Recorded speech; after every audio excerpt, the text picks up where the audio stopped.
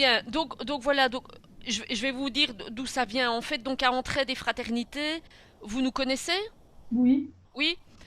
Eh bien, donc voilà, donc nous, notre axe principal, en fait, c'est lutter contre la pauvreté via l'alimentation et la souveraineté alimentaire, hein. Mhm. Et donc, c'est vrai que nos partenaires du Sud, donc du coup, mettent sur pied des formations de renforcement de capacité en agroécologie, etc.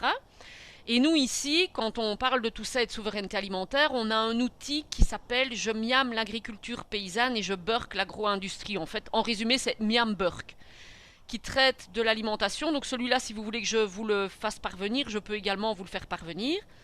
Et Oui. donc celui-là, il nous fait comprendre à partir de notre assiette, à partir de food truck à l'école, voilà, il y a une fête à l'école, les élèves doivent penser à des food trucks. On va décortiquer ce qui se trouve dans l'alimentation et essayer de voir quel est l'impact en fait de ce qu'on met dans notre assiette sur l'environnement, sur la santé et au niveau social.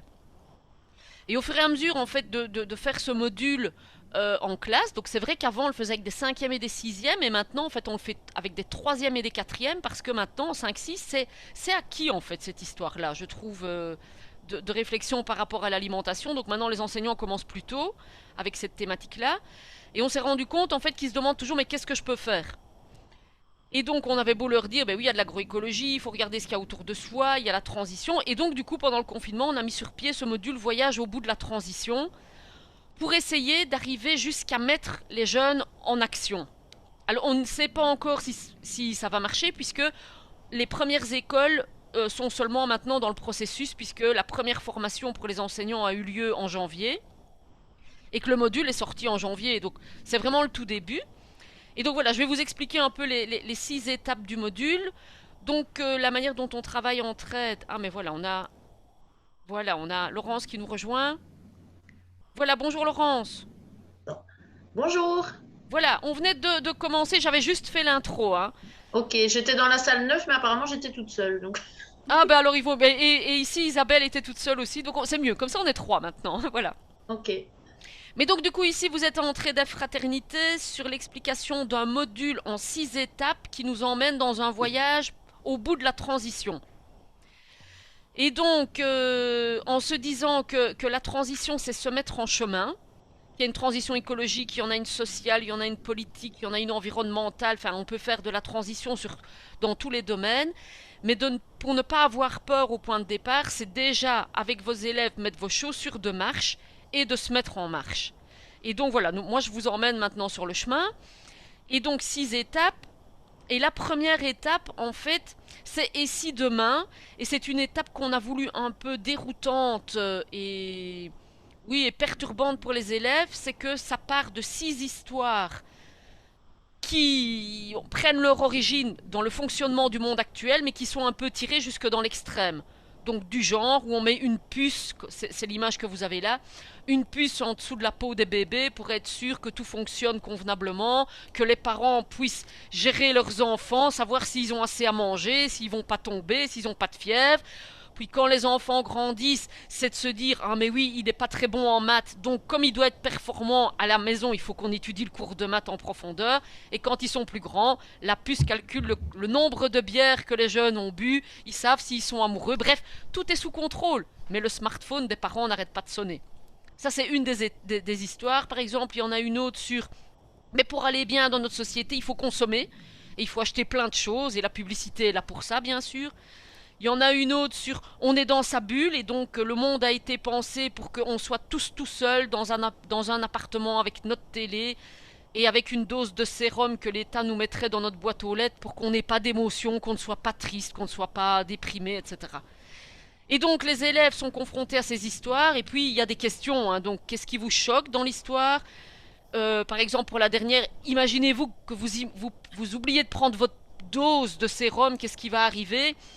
Et à chaque fois, il y a la question qu'est-ce qu'on pourrait faire pour ne pas en arriver là?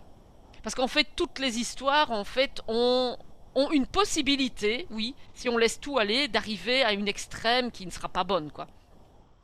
Et donc, on l'a testé, celle-là déjà, et ça fonctionne très bien, en fait. On a testé ça dans du technique, dans du professionnel, dans du général, et les élèves vraiment réagissent vraiment très bien. Et dans ce qu'ils disent au niveau des réponses à leurs questions, c'est vraiment porteur d'une grande réflexion.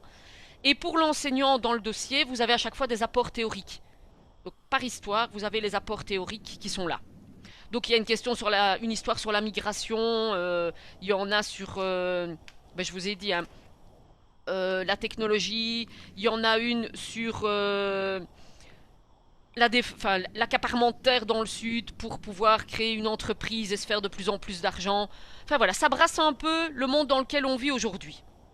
La deuxième étape, on va pousser les élèves à réfléchir au monde dans lequel ils voudraient vivre dans 10 ou 15 ans. Donc leur utopie. Et ça marche aussi très bien. Alors le point de départ, c'est qu'ils restent cantonnés à ce qui les touche très près, hein. Donc je veux un boulot, je veux que ce soit bien, je veux ma maison. Et donc là, ils ont besoin de nous pour ouvrir le champ au niveau environnemental, éducatif, social, le boulot, l'organisation de la société, les magasins. Mais ça marche.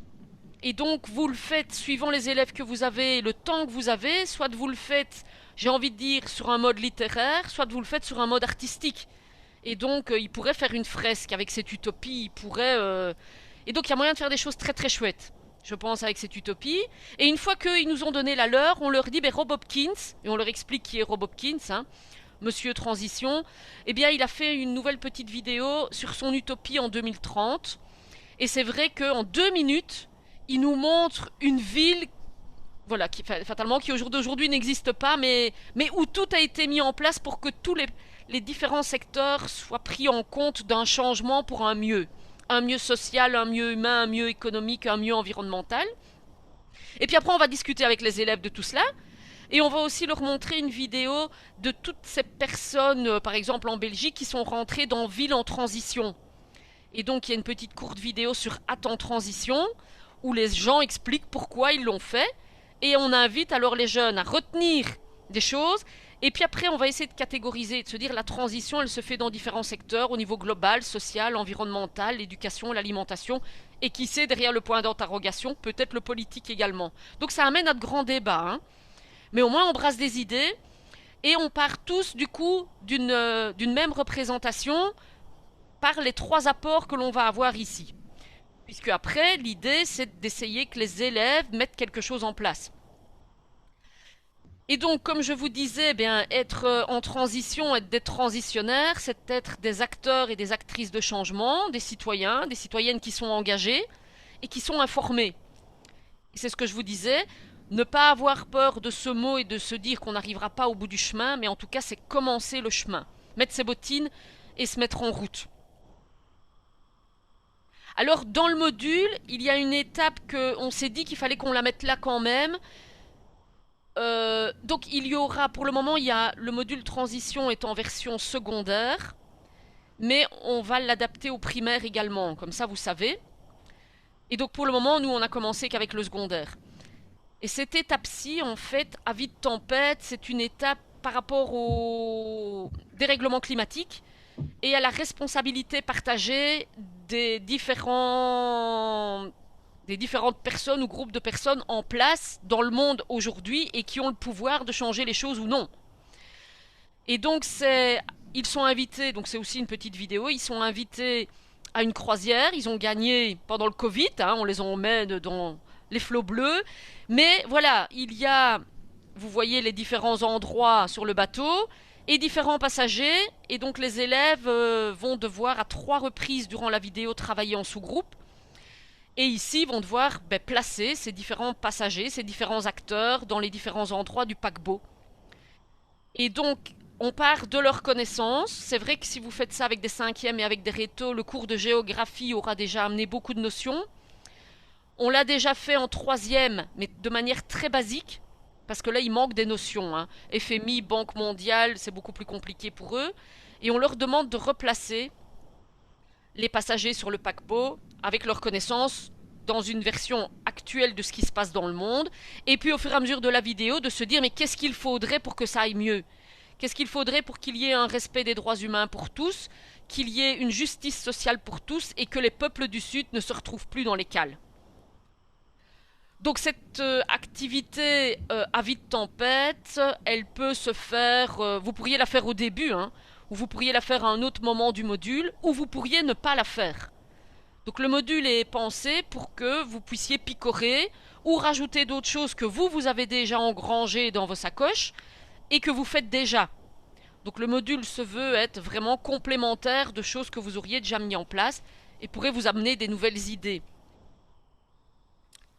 Est-ce que jusqu'ici, vous avez voilà, je ne sais pas, des questions, des doutes, des interrogations ou des réactions?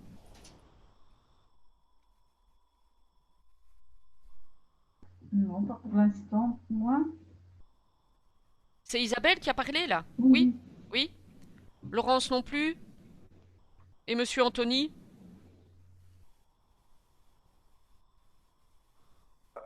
J'écoute bien sagement. Vous écoutez bien sagement. C'est bien, vous prenez les notes. Oui. Très bien. Voilà, donc ils nous disent qu'il nous reste 8 minutes, donc ben, ça va, ça nous laisse un peu plus de temps du coup. L'étape d'après, donc les 3 premières étapes, je sais qu'elles fonctionnent avec les jeunes parce que ça a été testé sur le terrain. Les suivantes, je ne sais pas. Pourquoi? Parce que, ben, comme je vous dis, le module est en route depuis janvier et que cette étape, j'ai envie de dire, c'est aussi une des étapes qui sera la plus participative pour les jeunes. Et je rejoins du coup ce que Bernard De Vos a dit tout à l'heure, c'est de s'ouvrir à ce qu'il y a en dehors de l'école. Et donc l'idée ici, c'est d'envoyer vos jeunes à la rencontre d'initiatives de transition, là où ils vivent. Donc ça va aller à la découverte de mon quartier, à la découverte de ma ville, à la découverte peut-être oui, de ma sous-région, par sous-groupe. Alors ils peuvent aller à la rencontre d'initiatives de transition qui ont trait à l'agriculture, hein, donc ils pourraient aller chez un maraîcher local, ils pourraient aller visiter un groupe d'achat commun, ils pourraient aller visiter un Repair Café, ils pourraient aller voir à la commune ce qui se passe, ils pourraient aller rencontrer, je n'en sais rien moi, le centre culturel qui a mis en place une action de rencontre communautaire ou de rencontre de citoyens. Enfin c'est vraiment à eux là d'être curieux. Donc on les pousse à être curieux, à se mettre en route, à sortir de leur zone de confort, à aller à la rencontre et de faire un petit reportage. Donc de nouveau, soit de manière littéraire, hein, vous leur demandez de faire un rapport, mais c'est peut-être c'est peut-être le truc le plus facile et peut-être aujourd'hui le truc le moins rigolo. Mais peut-être avec leur smartphone, maintenant ils sont super équipés, ils savent faire des vidéos très chouettes, et donc peut-être de leur proposer d'avoir un petit reportage vidéo pour après en classe partager toutes les connaissances de chacun et les découvertes de chacun. Et ce qui veut dire que, de nouveau, je reviens à ce qui a été dit tout à l'heure, c'est du coup un apprentissage participatif puisque chacun apprendra de ce que l'autre a découvert. Et l'étape d'après, la dernière, hein, mais donc je pense que ces deux étapes-là prendront plus de temps et qu'il faut, si vous vous mettez en route avec un module comme celui-là, c'est peut-être y penser. Mais maintenant on va faire quoi? La manière dont on pense les modules, vous avez vu, c'est du voir, on voit la situation, on s'en imprègne. C'est du juger et du comprendre. Donc j'ai du contenu, je réfléchis, je pose des questions, je m'informe. Et la dernière, c'est j'agis. Et donc pour agir ici, ça voudra dire qu'en fonction de tout ce qu'ils auront vu et partagé, ils devront choisir un thème, une action qu'ils ont envie de faire dans l'école ou, j'ai envie de dire, aux alentours de l'école. Alors ce qu'on a déjà entendu au jour d'aujourd'hui, c'est des écoles qui ont mis des nichoirs, par exemple, qui ont fait un compost, qui ont changé les distributeurs. Ça, c'est déjà en route depuis longtemps, hein. Mais je me dis qu'ici, pourquoi pas, il pourrait y avoir des jeunes qui rencontrent le maraîcher et qui se disent, ben, pour les collations, c'est possible avec le maraîcher d'ici, de le faire venir à l'école, de faire des petits, en fait. Il faut que ça fasse boule de neige. Mais c'est vrai qu'ici, je ne sais pas, moi, vous dire, à partir du début du module, puisque on n'a pas encore abouti. En tout cas, il y a une école qui s'est mise en route avec nous et qui, elle, se dit qu'en tout cas, la partie journalistique, là, elle l'a croisée avec une envie qu'elle avait de permettre à ces jeunes de s'exprimer. Et donc, de nouveau, je reviens à ce que le délégué de l'enfant a dit au matin, hein, donc on ne leur a pas donné la parole, et donc elle avait vraiment envie de pouvoir créer un espace où ils peuvent communiquer entre eux de manière originale et comme ils ont envie. Et c'est vrai qu'elle a eu vent du module et donc elle s'est dit en fait on va faire les 2 premières étapes et puis après on va les envoyer à la recherche autour de chez eux et de leur proposer de communiquer sur ça. Donc voilà, ça c'est des exemples concrets que je peux vous donner. Je ne sais pas si vous, dans vos écoles ou dans vos lieux de là où vous agissez, il y a déjà des actions concrètes de transitionnaires mises en place.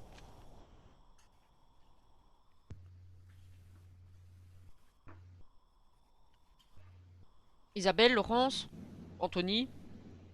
Oui, mais moi je ne vais pas intervenir maintenant puisque les jeunes vont présenter l'Assemblée des jeunes tout à l'heure et on est déjà dans une étape, à mon avis, on est déjà un peu plus loin dans le processus. Donc Ok, eh ben voilà, voilà. vous verrez tout à l'heure de quoi ça parle. Ok, très bien. Moi, je suis dans le primaire, donc c'est un peu différent, mais voilà, au niveau de l'école, il y a certaines choses qui se font, mais disons qu'on est vraiment au début, quoi. Oui, mais c'est bien, et c'est ça qu'il faut se dire. Voilà, vous êtes au début du chemin, le chemin va être long, mais c'est pas grave, on est en route. Et je pense que Oui, c'est voilà. vraiment ça l'important, hein. J'aime beaucoup l'idée du journaliste parce que ce qui est bien aussi avant de se lancer dans des projets, c'est de voir ce qui existe déjà pour peut-être s'en inspirer. C'est le cas de cette journée, de ce principe, mais s'en inspirer ou éviter de reproduire la même chose ou améliorer ou, voilà, ou l'adapter à sa situation. Donc, j'aime bien l'idée de les envoyer sur le terrain, c'est chouette. Oui, tout à fait. Mm. Eh bien, merci. Et Isabelle? Oui, ben non, pour ma part, on est au début du processus également. Et comme je le disais tout à l'heure, c'est dans l'enseignement supérieur. Et on est en début de processus pour toute la haute école. Mais bon, évidemment, c'est des milliers d'étudiants que nous avons. Et dans les différentes importations, il y a des actions, des projets qui fonctionnent déjà, hein, qui Mhm. fonctionnent déjà. Oui, mais voilà. Mais je pense que ça peut être intéressant aussi, hein, de brasser tous ces projets, comme vous venez de le dire, hein, Monsieur Anthony, parce que du coup, ça montre. Il y a mon chien qui aboie de nouveau, hein. Mais bon, c'est le chien qui était tout à l'heure à l'écran, mais ça nous renforce, ça nous donne des idées, et ça nous montre qu'on n'est pas tout seul. Dans le groupe d'avant, on disait, mais non, on n'est pas tout seul à être parfois un peu fou, à mettre des projets comme ça sur pied. Et donc, il faut aller chercher l'énergie, en fait, vraiment là où elle est, et de pouvoir s'en nourrir. Et donc, je vous parlais, il y a une autre étape, hein, mais donc ça, c'est voilà, ça c'est pour ceux qui ont envie ou de mettre un lien, j'ai envie de dire, spirituel. Et donc, c'est le lien avec l'encyclique Laudato Si, qui a été une encyclique qui a été élue beaucoup même en dehors du monde chrétien. Et donc c'est un jeu de loi qui permet en fait de s'arrêter, de faire le lien avec une phrase qui a été dite, mais en même temps avec des choses concrètes du monde.